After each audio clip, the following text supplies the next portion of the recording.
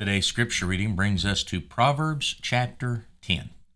Now, heretofore we have seen the Lord lay the foundation of wisdom in this book.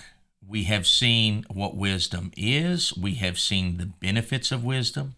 We saw the cycle of wisdom, how once we let the Word illuminate us, then we will understand His will, and from His will, then we will have peace and we'll have joy. And that list that we went down through there.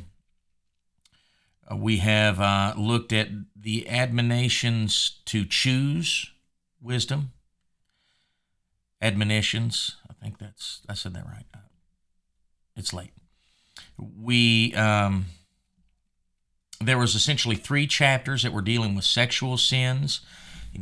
Just right there, and that hopefully communicates unto us the great influence that sexuality and sinful sexual thoughts and practices can have in our lives, and how such it can lead to destructive things happening to us. We have seen wisdom's authority in its creation, and finally in chapter 9, we saw an illustration that God gave us of the wisdom and foolishness, both of them hosting a banquet, and the end of both of those and what it does to those that choose wisdom, those that choose foolishness. And so the groundwork has been laid as far as what wisdom is and what it does. Now we're moving on to more random thoughts concerning what is wise and what is foolish. Instead of being chapters dealing with a particular subject, we'll not see that much moving forward through the book of Proverbs. It's going to be more, a couple verses speaking on this topic and a couple verses speaking on this topic, and more random thoughts throughout. And of course, different type of topics.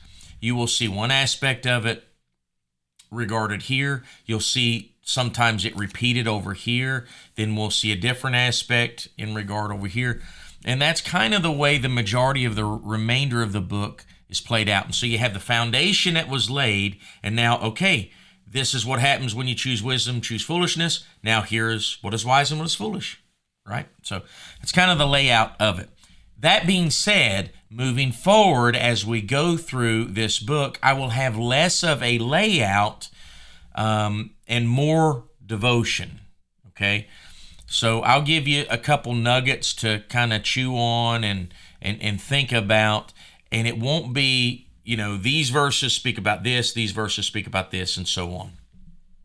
So that being said, I wanted to just point out a few things in Proverbs chapter 10.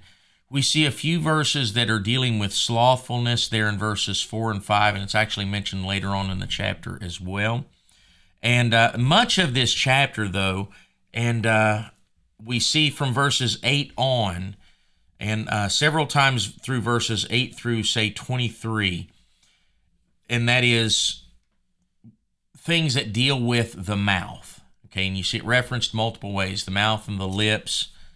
But much of it deals with the mouth, and that makes sense because, of what James says about the mouth and how, the tongue is such a little vessel, but it turneth a ship in a great direction.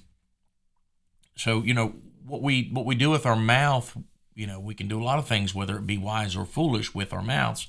And if you're like me, you've experienced both. Probably more one than the other, and I'll not reveal which one that is. But I wanted to show you this, and prating is spoken of twice, and that is in verses number 8 and verse number 10. The latter part of both of those verses say the same thing. It says, I'll just read verse number 8 in its entirety. The wise in heart will receive commandments, but a prating fool shall fall. Prating defined is idle or foolish talking. Kind of talking nonsense. It just doesn't matter as far as, it's just, that's what prating is. And so those that are, just kind of running their mouth, what that indicates is, listen, if you're doing this and you're not doing this, right?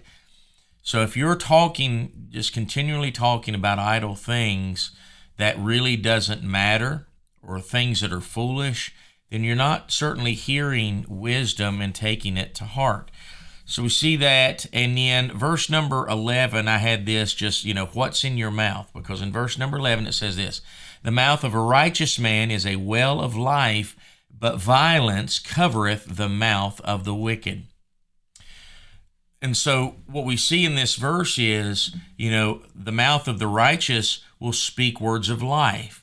The mouth of the wicked will speak words of violence.